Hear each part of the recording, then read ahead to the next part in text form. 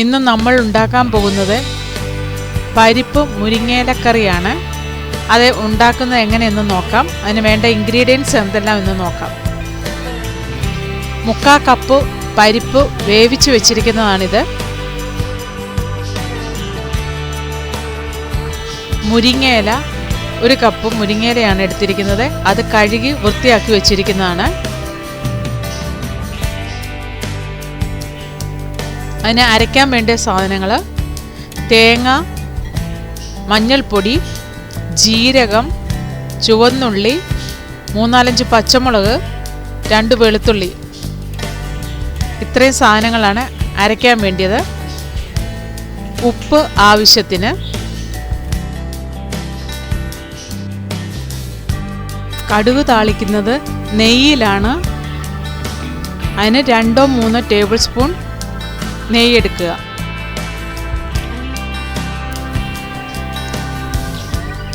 താളിക്കാൻ വേണ്ടി കടുക്, 1 നുള്ളി ജീരകം, 2 വെളുത്തുള്ളി, ചുവന്നുള്ളി, വറ്റൽമുളക്, കറിവേപ്പില.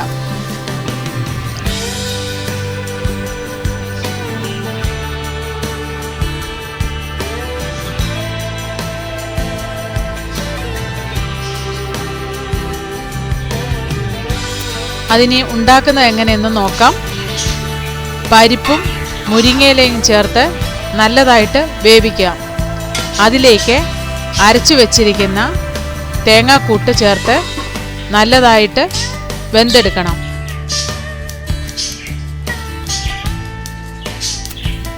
പച്ചമുളകിൻ്റെയും ഉള്ളിയുടെയും ഒക്കെ പച്ചച്ചുവ പോകുന്നിടം വരെ നല്ലതായിട്ട് തിളപ്പിച്ചെടുക്കുക.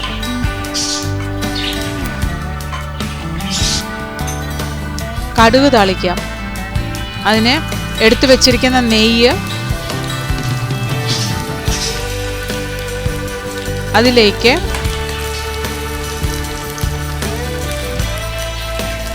ചുവന്നുള്ളിയും വെളുത്തുള്ളിയും ചേർത്ത് നല്ലതായിട്ട് മൂത്ത് വരുമ്പോൾ അതിലേക്ക് കടുകും ജീരകവും ചേർത്ത്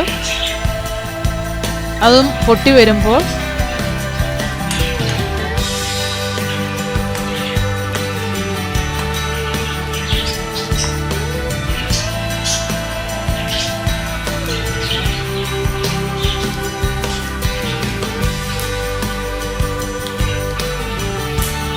വറ്റൽമുളകും കറിവേപ്പിലയും ചേർത്ത് വറുത്തെടുക്കുക.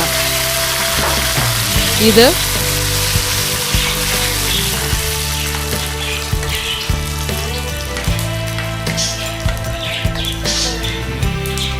തിളപ്പിച്ച് വെച്ചിരിക്കുന്ന കറിയിലേക്ക് ഒഴിച്ച് ഇളക്കിയെടുക്കുക. അതിനുശേഷം